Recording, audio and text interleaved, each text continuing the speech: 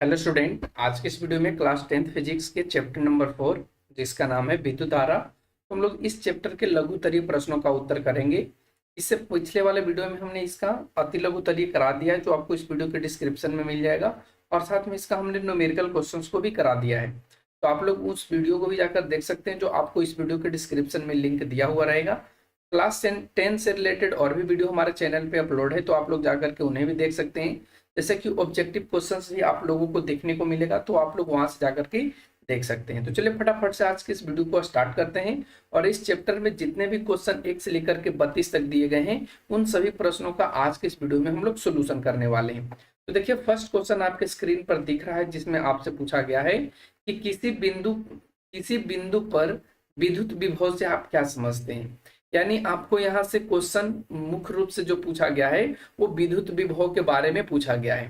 तो चलिए इसका उत्तर हम लिखते हैं। यहाँ पे उत्तर में हमने लिखा है इकाई धन आवेश को अनंत से विद्युतीय क्षेत्र के किसी एक बिंदु तक लाने में किए गए कार्य की मात्रा को उस बिंदु पर का विद्युतीय विभव कहा जाता है। इसका जो ऐसा यूनिट होता है वो वोल्ट होता है, और इसको हम लोग भी से सूचित करते हैं। तो ये आपका विद्युतीय विभव हो गया, जो किसी एक बिंदु से अनंत से विद्युतीय क्षेत्र के किसी एक बिंदु से, मतलब कहीं से भी वो किसी एक बिंदु तक लाने में जो कार्य करता है, तो उस कार्य की जो मात्रा होता है उसी को हम लोग विद्युतीय विभव कहते हैं। और इसको हम लोग वोल्ट यानी भी से सूचित करते हैं। इसका एसआई मात्रक वोल्ट होता है। ठीक है, उम्मीद करते हैं आपको इस क्वेश्चन का आंसर मिल गया होगा और आप इस चीज को समझ भी गए होंगे। क्वेश्चन नंबर 2 पे आता है। क्वेश्चन नंबर 2 जिसमें आपसे पूछा है कि विद्युत धारा, विभवांतर एवं प्रतिरोध की परिभाषा दें, इनके एसआई मात्रक भी लिखें। तो चलिए इस प्रश्न का भी उत्तर लिखते हैं हम लोग। सबसे पहले आता है विद्युत धारा। तो विद्युत धारा क्या होता है? तो किसी चालक में प्रवाहित होने वाले आवेश की प्रवाह की जो दर होता है उसी को हम लोग विद्युत धारा कहते हैं। ठीक है, आवेशों के प्रवाह की दर को हम लोग क्या बोलते हैं? विद्युत धारा बोलते हैं। इसका जो एसआई मात्रक होता है वो एम्पियर होता है, इसे ए से सूचित करते हैं, और विद्युत धारा को हम लोग आई से सूचित करते हैं। ध्यान रखना इस चीज को। ठीक है, अब हम लोग विभवांतर का परिभाषा यहाँ पे देखते हैं। तो विभवांतर क्या होता है? तो दो विभवों के बीच की जो दूरी होती है उसी को हम लोग क्या कहते हैं? विभवांतर कहते हैं। इसका जो एसआई मात्रक होता है वोल्ट होता है, इसको हम लोग भी से सूचित करते हैं, वोल्ट को। ठीक है, तो ये आपका विभवांतर हो गया। अब प्रतिरोध आ गया। तो प्रतिरोध का एसआई मात्रक, और प्रतिरोध कहते किसको है? देखिए हमने लिखा है कि चालक पदार्थ का वह गुण जो उस पदार्थ से होकर प्रवाहित होने वाली विद्युत धारा का विरोध करता है, उससे हम लोग प्रतिरोध कहते हैं। इसका जो एसआई मात्रक होता है ओम होता है, और ओम को हम लोग इस सिंबल से डिनोट करते हैं या सूचित करते हैं। तो ये क्वेश्चन भी आप लोगों को क्लियर हो गया होगा। अब हम लोग आगे बढ़ते हैं क्वेश्चन नंबर 3 पे, जिसमें आपसे पूछा है कि किसी तार का प्रतिरोध 1 ओम, इसको हम लोग ओम बोलते हैं, तो 1 ओम है। इस कथन का मतलब क्या है या इसका अर्थ क्या है? तो देखिए उत्तर में हमने लिखा है किसी तार का प्रतिरोध 1 ओम है। इस कथन का यह अर्थ है कि किसी चालक के दोनों सिरों पर 1 वोल्ट विभवांतर आरोपित करके उससे 1 एम्पियर की धारा प्रवाहित की जाए, तो उस चालक का जो प्रतिरोध होगा वो 1 ओम कहलाता है। एग्जाम्पल के रूप में आप ऐसे समझ सकते हैं कि 1 ओम जो होता है वो 1 वोल्ट बटा 1 एम्पियर के बराबर होता है। तो यही चीज हमने यहाँ पे लिखा है कि 1 वोल्ट विभवांतर आरोपित करके उससे 1 एम्पियर की धारा प्रवाहित की जाए, तो उसका जो प्रतिरोध हो जाएगा ना वो 1 ओम हो जाएगा। ठीक है, तो आपको ऐसे लिखना था। अब आते हैं हम लोग क्वेश्चन नंबर 4 पे। इसमें आपसे पूछा है कि किसी चालक के सिरों के बीच विभवांतर किस प्रकार बनाए रखा जा सकता है। तो देखिए, किसी भी चालक के सिरों के बीच विभवांतर आप बैटरी के माध्यम से बनाए रख सकते हैं। उत्तर में हमने ऐसे ही लिखा है कि किसी चाल के सिरों के बीच विभवांतर को बैटरी के माध्यम से बनाए रखा जा सकता है, क्योंकि बैटरी एक ऐसी युक्ति है जो अपने अंदर हो रहे रासायनिक अभिक्रियाओं द्वारा सेल के दोनों इलेक्ट्रोडों के बीच विभवांतर को बनाए रखता है। तो इस तरीके से आपको लिखना था। तो उम्मीद करते हैं भी क्वेश्चंस का आंसर आपको समझ में आ गया होगा। अगला क्वेश्चन, क्वेश्चन नंबर 5 कहता है विद्युत धारा की प्रबलता की परिभाषा दें। ये आपके बुक में संकेत के रूप में भी दिया गया है, आप वहां से भी लिख सकते हैं। ठीक है, देखिए उत्तर में हमने लिखा है कि किसी चालक के किसी अनुप्रस्थ काट को पार करने वाली विद्युत धारा की प्रबलता उस अनुप्रस्थ काट से गुजरने वाली प्रति एकांक समय में प्रवाहित होने वाले आवेश का परिणाम है, उसी को हम लोग विद्युत धारा की प्रबलता कहते हैं। ऐसे समझना चाहें कि कोई भी अनुप्रस्थ काट है और उसको पार करने में जितनी भी विद्युत धारा लगेगी या जितने भी बल से वो पार करेगी, तो उसको गुजरने में 1 सेकेंड, एकांक मतलब 1 सेकेंड या एक समय में जो प्रवाहित होने वाली आवेश है उसका परिणाम इक्वल होता है, बराबर होता है। उसी को हम लोग क्या बोलते हैं? विद्युत धारा की प्रबलता बोलते हैं। ठीक है, तो उम्मीद करते हैं क्वेश्चंस का आंसर आपको समझ में आया होगा और आप इसे लिख पाएंगे। क्वेश्चन नंबर 6, विद्युत धारा क्या है, इसका समीकरण एवं मात्रक लिखिए। तो चलिए इस प्रश्न का भी उत्तर जानते हैं। हमने लिखा है किसी चालक में प्रवाहित होने वाले आवेश के प्रवाह की दर को विद्युत धारा कहते हैं। इसका जो SI मात्रक होता है, ठीक है, वो एम्पियर होता है और इसको हम लोग लिखते हैं I बराबर Q गुना T। I बराबर यानी विद्युत धारा बराबर आवेश Q गुना T नहीं है, Q बटा T है, Q बटा T है, यहाँ पे I गुना T हो जाएगा। Q बराबर अगर निकालना चाहें तो I गुना T हो जाएगा, लेकिन यहाँ पे आपको विद्युत धारा पूछा है तो I बराबर हो जाएगा Q बटा T। ठीक है, Q का मतलब आवेश, ठीक है, आवेश बटा समय, ऐसे भी लिख सकते हैं विद्युत धारा बराबर। ठीक है, विद्युत धारा बराबर आप ऐसे भी लिख सकते हैं आवेश बटा समय। ठीक है, इसका ऐसे मात्रक तो एम्पियर आपको बता ही दिए और एम्पियर को हम लोग ऐसे डिनोट करते हैं। अब बढ़ते आगे के क्वेश्चन नंबर 7 पे। क्वेश्चन नंबर 7 कहता है कि ओम के नियम में चालक का ताप अचर क्यों होता है या ताप क्यों अचर रहता है, एक क्वेश्चन आपसे पूछा गया है। देखिए उत्तर में हमने लिखा है कि चालक का प्रतिरोध ताप के परिवर्तन से बदलता है। जो चालक है उसका प्रतिरोध किससे बदलता है? ताप के परिवर्तन से बदलता है। और ऐसा होने पर चालक से प्रवाहित होने वाली धारा का कभी, यहाँ पे कभी लिखाएगा, कभी सही मान नहीं प्राप्त होता है, कभी सही मान प्राप्त नहीं होता है, अर्थात एक साथ कई मान बदल जाते हैं। अतः ओम का नियम अचर ताप पर ही सही होता है। समझ में आया आपको इसका कहने का क्या मतलब है? तो देखिए फिर से इसको रिपीट करके समझा देते हैं कि कोई भी चालक तार है उसका जो प्रतिरोध होता है उसमें जो ताप में परिवर्तन होता है उसके अनुसार वो बदलता है। ठीक है, और ऐसा होने पर चालक से जो प्रवाहित होने वाली विद्युत धारा है वह कभी सही मान नहीं प्राप्त होता है या वो कभी भी सही मान नहीं देता है। अर्थात जब एक साथ कई मान बदल जाते हैं तब ओम का नियम अचर ताप पर सही होता है। सही नहीं, यहाँ पे सिर्फ सही होगा, सही होता है। समझ में आया? यानी अचर ताप क्यों जरूरी होता है? अचर ताप इसलिए जरूरी होता है कि जब आप विद्युत धारा को प्रवाहित करेंगे तो जितना आप, जैसे 2 एम्पियर का विद्युत धारा प्रवाहित कर रहे हैं, तो अगर उसमें अचर ताप नहीं रहेगा, ठीक है, अचर जो उसका ताप है वो अचर नहीं रहेगा, तो आपका जो 2 एम्पियर का मान है वो कभी 2 एम्पियर ना दे करके कभी 2.5 एम्पियर दे देगा, कभी 1.5 एम्पियर दे देगा, यानी वो कभी भी सही मान नहीं देगा। और इसी वजह से चालक का जो ताप होता है ओम के नियम में वो अचर रखा जाता है। उम्मीद करते हैं ये पॉइंट आपको समझ में आया होगा। अब हम लोग आते हैं क्वेश्चन नंबर 8 पे, जिसमें कहा गया है कि ओम के नियम को लिखकर इसकी व्याख्या करें। तो चलिए ओम के नियम को लिखकर व्याख्या इसका करते हैं। तो ओम के नियम कहता है कि अचर ताप पर किसी चालक से प्रवाहित होने वाली विद्युत धारा चालक के सिरों के बीच विभवांतर का सीधा समानुपाती होता है। इसका कहने का मतलब क्या है? यदि चालक से प्रवाहित होने वाली विद्युत धारा I है तथा चालक के सिरों के बीच का विभवांतर V है, तो ओम के नियम के अनुसार क्या हो जाता है? V समानुपाती I। जहां ताप अचर रहता है तो समानुपाती की जगह पे हमने क्या लिया है? V बराबर IR। अब IR यानी R क्या है? तो आपका एक नियतांक है जिसे चालक का प्रतिरोध कहते हैं। तो हम R बराबर लिख सकते हैं V बट्टा I और I बराबर V बट्टा R। उपयुक्त संबंध से यह स्पष्ट होता है कि जो विद्युत धारा है वो विभवांतर का सीधा समानुपाती है। विद्युत धारा प्रतिरोध का व्युत्क्रमानुपाती है।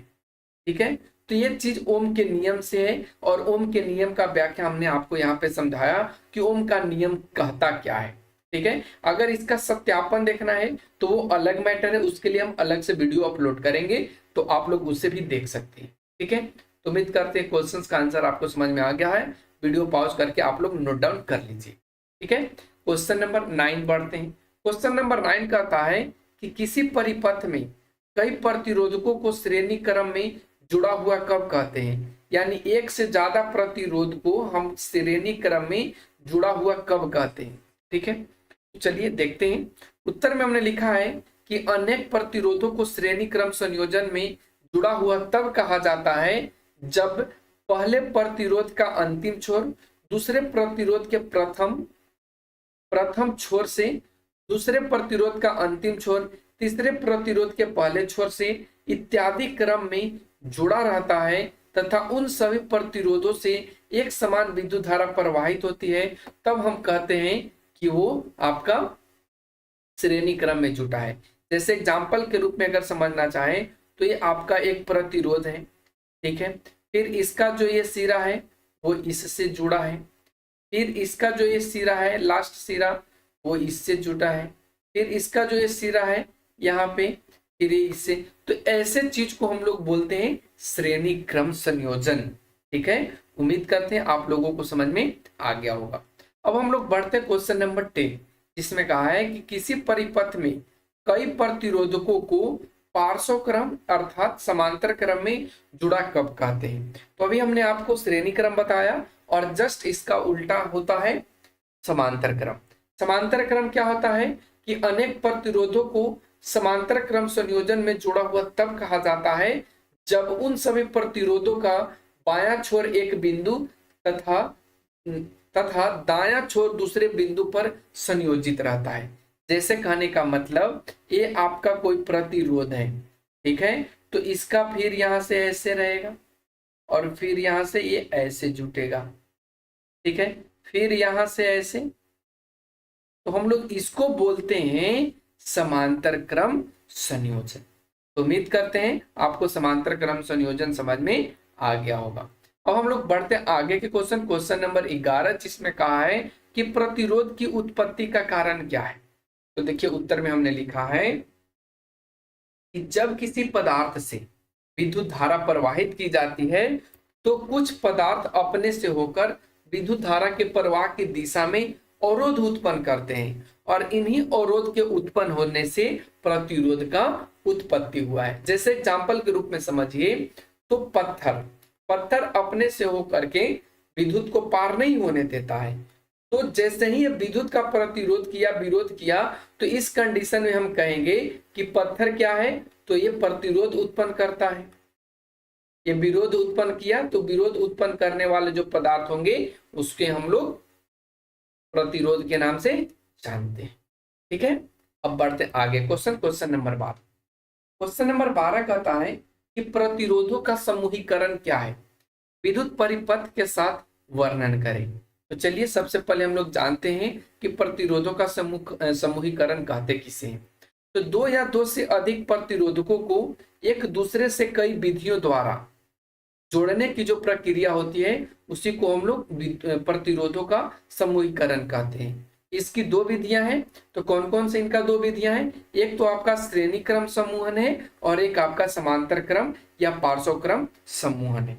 आप इसको दिखा सकते हैं श्रेणी क्रम को कैसे, तो मान यहाँ पे देखिए ये आपका क्या है, ठीक है, ये आपका विद्युत परिपथ है जिसमें यहाँ पे ये एमीटर जुड़ा हुआ है, फिर यहां से, चलो ऐसे नहीं, पूरा हमने लाइन ही खींच दिया। देखो यहाँ पे प्रतिरोध लगा हुआ है, फिर यहाँ पे प्रतिरोध लगा हुआ है, और फिर यहाँ पे प्रतिरोध लगा हुआ है, फिर यहाँ से ऐसे आ रहा है। ठीक है, फिर यहाँ से ऐसे आ रहा है, और उसके बाद मान लो कि यहाँ पे लगा हुआ है एमीटर। ठीक है, यहाँ पे आपने बैटरी सेल को जोड़ दिया। ठीक है,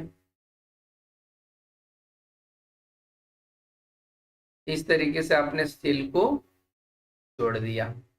ये आपका प्लस है और ये आपका माइनस, ठीक है। और यहाँ पे आपने डाल दिया एक कुंजी।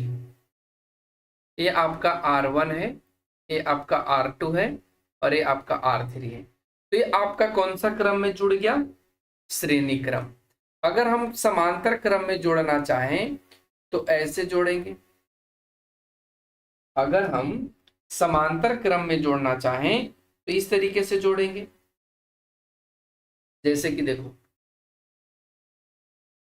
आप ऐसे इसको मिटा लीजिए और ऐसे यहाँ पे आप लोग लिख लीजिए।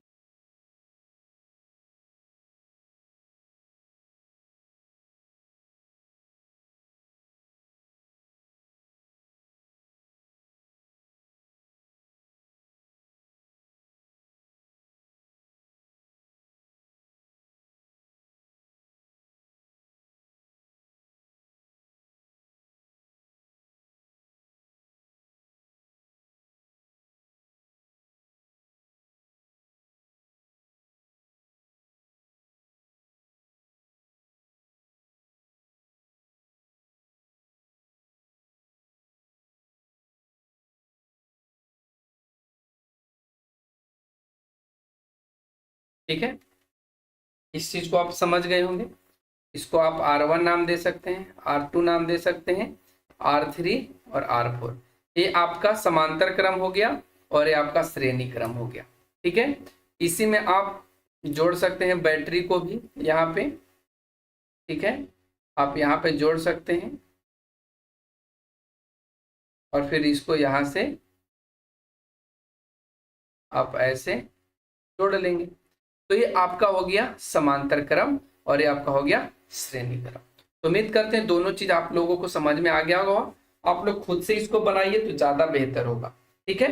अब बढ़ते हैं आगे क्वेश्चन नंबर 13 पे। क्वेश्चन नंबर कहता है कि एमीटर एवं वोल्ट मीटर की उपयोग को बताइए कि एमीटर और वोल्ट मीटर का उपयोग कहाँ कहाँ किया जाता है, ठीक है। तो चलिए इसका भी देख लेते हैं। तो हमने लिखा है कि एमीटर का उपयोग विद्युत परिपथ में धारा मापने में किया जाता है, जबकि वोल्ट मीटर का जो उपयोग करते हैं वो दो बिंदुओं के बीच विभवांतर मापने के लिए किया जाता है। तो हमने इसका उपयोग को बता दिया। क्वेश्चन नंबर 14, किलोवाट घंटा, ठीक है। किलोवाट घंटा क्या है, इसका मान लिखें। देखिए उत्तर में हमने लिखा है कि विद्युत ऊर्जा का व्यवसायिक मात्रक किलोवाट घंटा होता है। इसे संक्षेप में kWh कहा जाता है और 1 किलोवाट घंटा बराबर 3 गुने 10 के पावर 6 जूल होता है। तो आपने समझा किलोवाट घंटा क्या है, तो ये ऊर्जा का एक व्यवसायिक मात्रक होता है जो 1 घंटा में प्रवाहित विद्युत धारा को मापता है, ठीक है, ध्यान रखना। अब बढ़ते आगे क्वेश्चन नंबर 15, प्रतिरोध क्या है, इसका एसआई मात्रक लिखिए। तो अभी हमने आपको ऊपर बताया था, यहाँ भी आपको वही चीज बताएंगे कि चालक पदार्थ का वह गुण जो उस पदार्थ से होकर प्रवाहित होने वाली विद्युत धारा का विरोध करता है उसको हम लोग प्रतिरोध कहते हैं। और प्रतिरोध का जो एसआई मात्रक होता है वो ओम होता है और इसको इस सिंबल से सूचित किया जाता है। अब बढ़ते क्वेश्चन नंबर 16, प्रतिरोधों का संयोजन क्या है, यह कितने प्रकार से होता है। देखिए उत्तर में हमने लिखा है कि जब दो या दो से अधिक प्रतिरोधों को एक दूसरे से कई विधियों द्वारा जोड़ा जाता है तो उसे प्रतिरोधों का संयोजन कहते हैं। और प्रतिरोधों का संयोजन दो प्रकार से होता है, एक तो समांतर क्रम में और एक आपका श्रेणी क्रम में, जो हमने आपको ऊपर भी समझा रखा है। क्वेश्चन नंबर 17 कहता है कि विद्युत बल्ब का नामांकित चित्र बनाएं। तो विद्युत बल्ब का नामांकित चित्र आप अपने पुस्तक से देख करके खुद बनाने की कोशिश करें, क्योंकि मेरे द्वारा यहाँ पे जो कुछ भी बनाया हुआ फिगर रहेगा वो आपके काम का नहीं रहेगा, क्योंकि आपको तो ड्रॉ खुद से करना ही है, तो आप उस चीज को खुद से बनाएंगे। अगला क्वेश्चन 18 नंबर, विद्युत बल्ब में निष्क्रिय गैस क्यों भरी जाती है। तो देखिए उत्तर में हमने लिखा है कि जब हवा की उपस्थिति में फिलामेंट से धारा प्रवाहित कराई जाती है तो गर्म होने पर यह ऑक्सीकृत होकर भंगुर हो जाती है और उसके बाद ये टूट जाएगी।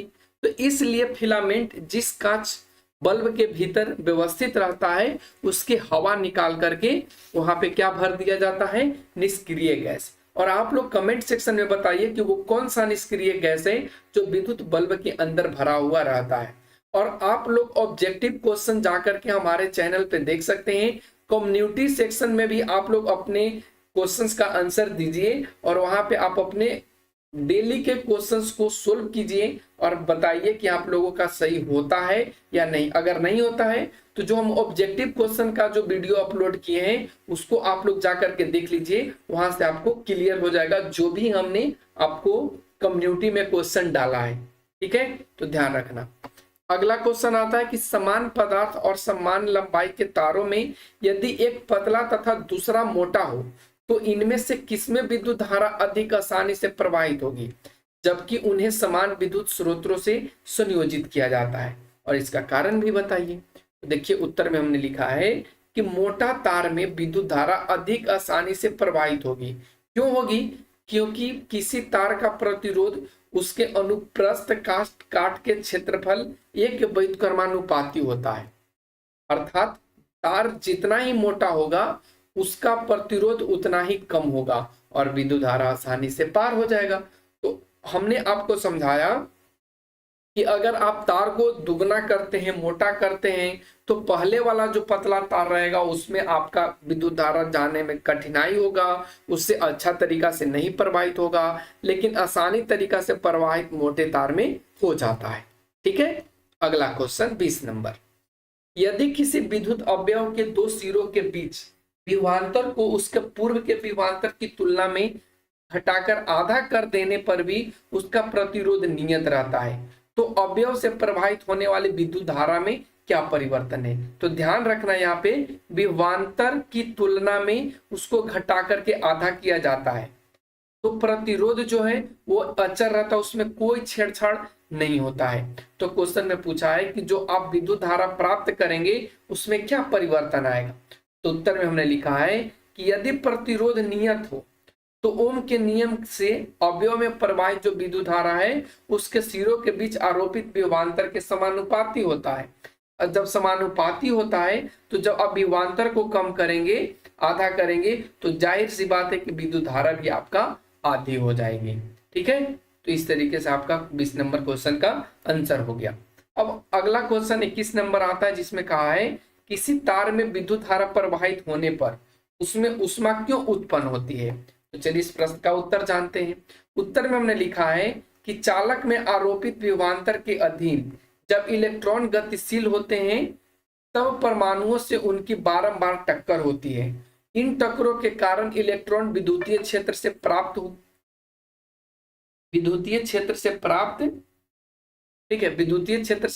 की हुई ऊर्जा को खो देता है और यह ऊर्जा उन कणों को प्राप्त हो जाता है जिनसे इलेक्ट्रॉन टकराता है। इसके फलस्वरूप परमाणुओं की औसत गतिज ऊर्जा बढ़ जाती है और इस प्रकार चालक में ऊष्मा के रूप में विद्युत ऊर्जा का अंतरण होता है। अर्थात जब किसी चालक से विद्युत धारा प्रवाहित होती है तो चालक गर्म हो जाता है।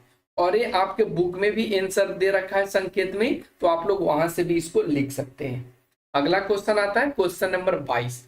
इसमें कहता है कि विद्युत धारा के ऊष्मीय प्रभाव किन कारकों पर निर्भर करते हैं। तो चलिए इस प्रश्न का उत्तर जानते हैं। उत्तर में उन्होंने लिखा है कि विद्युत धारा के जो ऊष्मीय प्रभाव है वो निम्न कारकों पर निर्भर करता है। फर्स्ट, प्रतिरोधकता पे, यानी प्रतिरोधकता बहुत अधिक हो ताकि इसके साधारण लंबाई एवं मोटाई वाले तार का प्रतिरोध अधिक हो और उनमें कम धारा प्रवाहित होने पर अधिक ऊष्मा उत्पन्न हो सके।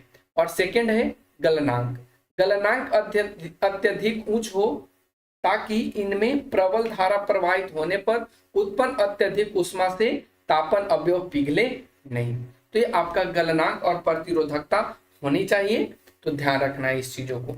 अगला क्वेश्चन आता है क्वेश्चन नंबर 23 जिसमें कहा गया है किसी चालक से प्रवाहित धारा के कारण उत्पन्न ऊष्मा संबंधी जूल के नियम क्या है। तो ये भी बहुत इजी है, आपके बुक में एकदम हूबहू लिखा है, आप लोग वहां से भी लिख सकते हैं कि किसी चालक के प्रवाहित धारा के कारण उत्पन्न ऊष्मा संबंधी नियम का प्रतिपादन जूल ने किया था, जिसे जूल का ऊष्मीय नियम कहते हैं। और इस नियम के अनुसार चालक में उत्पन्न ऊष्मा यानी क्यू क्या होगा, तो उस चालक से प्रवाहित होने वाली विद्युत धारा के वर्ग का सीधा समानुपाती होगा, जैसे कि हमने Q लिया है यहाँ पे ऊष्मा, तो जो Q का मान होगा वो सीधा समानुपाती I स्क्वायर के होगा, और जहां पे प्रतिरोध और जो टाइम है वो अचर रहेगा। प्रतिरोध और जो टाइम है, जो रेजिस्टेंस है, वो अचर रहेगा, तो ध्यान रखना। फिर सेकंड नियम में कहता है कि चालक के जो प्रतिरोध R है वो सीधा समानुपाती होता है किसके? Q के। देखिए यहाँ पे Q के समानुपाती है, और जब Q का समानुपाती R होगा तो इस कंडीशन में जो विद्युत धारा है और जो टाइम है वो दोनों अचर रहेगा, उन दोनों में कोई बदलाव नहीं आएगा। थर्ड में जो कहा है उसमें ये कहा है कि चालक से प्रवाहित होने वाली जो विद्युत धारा है उसमें लगे समय जो T है वो सीधा समानुपाती होता है इसके? तो ऊष्मा के, यानी Q समानुपाती R हो जाएगा, जिसमें I और R, देखिए यहाँ पे I और R अचर रहता है, तो यहाँ पे R नहीं T होगा मेरे भाई, ये T होगा। किस? Q समानुपाती T होगा, जिसमें I और R दोनों क्या होंगे? अचर होंगे। तो इन चीजों को आप ध्यान में रख लेना और इसको नोट डाउन भी कर लेना है। अब आते हैं आगे, क्वेश्चन 24 नंबर कहता है कि विद्युत तापन युक्तियों के मूल सिद्धांत क्या है। इस प्रश्न का राइट आंसर हो जाएगा कि जब किसी चालक तार जैसे कि हीटर, आयरन, टोस्टर में विद्युत धारा प्रवाहित किया जाता है तब इलेक्ट्रॉन तथा चालक के कणों के टकराव के कारण उष्मीय ऊर्जा उत्पन्न होता है, जो विद्युत तापन युक्तियों के मूल सिद्धांत होते हैं। यानी विद्युत तापन जो युक्ति होंगे उनका मूल सिद्धांत यही होगा कि जब उनसे विद्युत धारा प्रवाहित की जाए तो उनके अंदर उष्मीय ऊर्जा उत्पन्न हो, तो उसी को हम लोग बोलते हैं विद्युत तापन युक्ति के मूल सिद्धांत। ठीक है, उम्मीद करते हैं 24 नंबर आपको समझ में आ गया होगा। क्वेश्चन नंबर 25 कहता है कि विद्युत तापन युक्तियों जैसे कि ब्रेड, टोस्टरों तथा विद्युत स्थितियों के तापन अवयव शुद्ध धातु के न बना करके किसी मिश्र धातु के बनाए जाते हैं। ऐसा क्यों बनाए जाते हैं? चलिए इसका उत्तर जानते हैं। उत्तर में उन्होंने लिखा है कि विद्युत तापन युक्तियों के तापन अवयव प्राय नाइक्रोम का बना होता है। किस चीजों का बना होता है? नाइक्रोम का बना होता है। लेकिन नाइक्रोम एक धातु न है, मिश्र धातु है। ये तापन अवयव मिश्र धातु के निम्न कारणों से बनाए जाते हैं। नंबर फर्स्ट, कि जो मिश्र धातु होते हैं उनकी जो प्रतिरोधकता है वो प्राय धातु की अपेक्षा अधिक होता है। ठीक है, मिश्र धातु का जो गलनांक है वो धातु की अपेक्षा अधिक होता है। यह लाल तप्त 800 डिग्री सेल्सियस पर होने पर भी ये ऑक्सीकृत नहीं होता है। तो इन्हीं सब वजहों से जो विद्युत तापन युक्ति है उनके तापन अवयव को मिश्र धातु के बनाए जाते हैं, न कि धातु का। ठीक है, तो उम्मीद करते समझ में आया होगा। अगला क्वेश्चन 26 नंबर, अतः किसी विद्युत हीटर के परिपथ में जुड़ा चालक तार क्यों उत्तप्त नहीं होता जबकि उसका तापन अवयव उत्तप्त हो जाता है? तो देखिए उत्तर में उन्हें लिखा है कि परिपथ में जुड़ा तार प्रायः धातु अथवा तांबे का होता है, जबकि विद्युत हीटर का तापन अवयव मिश्र धातु अर्थात नाइक्रोम का बना होता है, और यह नाइक्रोम की प्रतिरोधकता तांबे से बहुत अधिक होता है, इसलिए ताप उत्तप्त नहीं होता है जबकि तापन अवयव उत्तप्त हो जाता है। तो आपने समझा, यह धातु और मिश्र धातु का खेल है। जो विद्युत हीटर होते हैं वो क्या होते हैं? तो मिश्र धातु के बने, नाइक्रोम के होते हैं, जबकि और भी धातुएं जो हैं वो किस चीज के बने होते हैं? वो शुद्ध रूप के धातुओं से बने होते हैं, और इसी के वजह से वो क्या करते हैं, जो प्रतिरोधकता है वो उनसे कम हो जाता है। किनसे? मिश्र धातुओं से।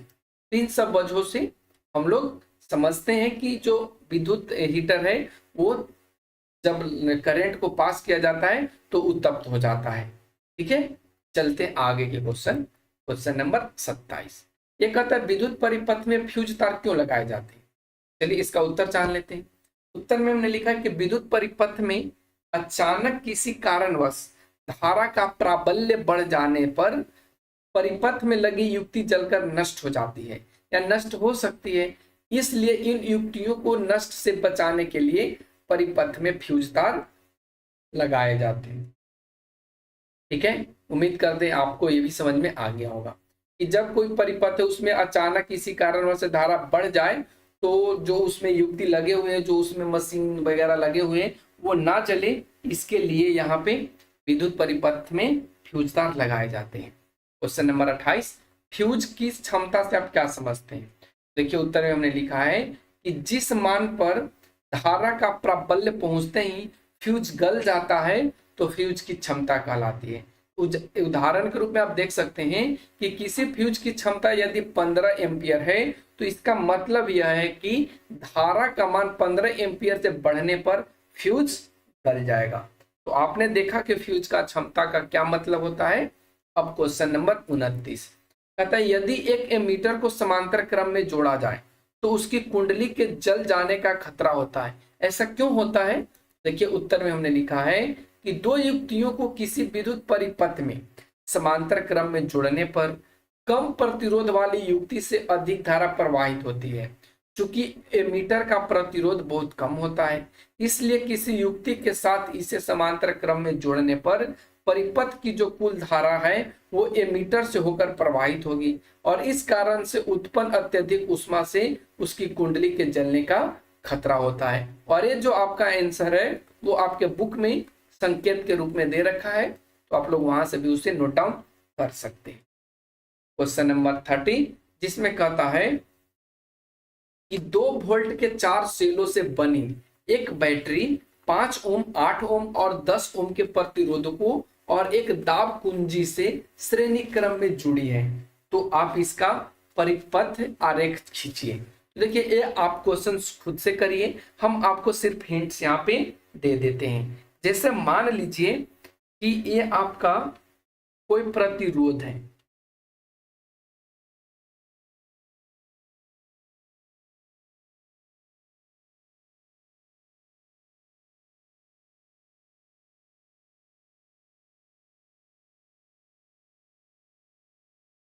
ठीक है, आपको इस तरीके से फिगर ड्रॉ कर लेना है। इसमें 3 का है तो हम लोग यहाँ पे 3 ही लेंगे, ठीक है। एक का बोला है 5 ओम, एक बोला है 8 ओम और एक बोला है 10 ओम, ठीक है, हमने यहाँ पे ले लिया। अब यहाँ से करंट दे रहे हैं, यहाँ से विद्युत धारा आ रही है, इधर की ओर जा रही है, इधर की ओर जा रही है, फिर ये ऊपर की ओर जा रही है, ठीक है। और यहाँ पे बनाता है एक कुंजी, क्या बनाता है? कुंजी, ये दाब कुंजी, ठीक है। फिर उसके बाद यहाँ पे हमने वोल्ट जोड़ दिया 2 वोल्ट के 4 से, 2 वोल्ट के 4 से जोड़ना है। तो चलिए 1 वोल्ट हमने यहाँ पे जोड़ दिया, फिर उसके बाद एक और वोल्ट जोड़ दिया, फिर उसके बाद एक और वोल्ट जोड़ दिया, 1 2 3 और 1 वोल्ट और जोड़ देंगे 4 और इसको इससे कनेक्ट कर देंगे, ठीक है। और ये आपका प्लस है और ये आपका माइनस है। हमने यहाँ पे जोड़ दिया है 2 वोल्ट, 2 वोल्ट, 2 वोल्ट और 2 वोल्ट, ये आपका आंसर हो गया। ऐसे ही आपको लिखना था, ठीक है। उम्मीद करते हैं आप लोग इसे लिख लिए होंगे। अब आते हैं क्वेश्चन नंबर 31 पे। कहता है 1 ओम तथा 10 ओम, फिर बी में कहता है 1 ओम 10 के पावर 3 ओम तथा 10 के पावर 6 ओम के प्रतिरोध पार्श्व क्रम में संयोजित किए जाते हैं, तो इनके तुल्य प्रतिरोध के संबंध में आप क्या निष्कर्ष निकालेंगे? देखिए इसका उत्तर में हमने लिखा है पहला का 1 से कम होगा, क्योंकि समांतर संयोजन में समतुल्य प्रतिरोध का मान प्रत्येक प्रतिरोध के मान से कम होता है, तो इसमें तो कुछ करना है नहीं। आप जब समतुल्य प्रतिरोध निकालेंगे तो 1/10 ऐसे करके आ जाएगा, तो जब इसको आप देखेंगे तो वही 1/r बराबर आ जाएगा। जब आप यहाँ से r निकालेंगे तो ये 10 बटा क्या आ जाएगा? 11 आ जाएगा। तो 11 से आप भाग लगाएंगे इसमें तो ये हमेशा कम ही आएगा 1 से।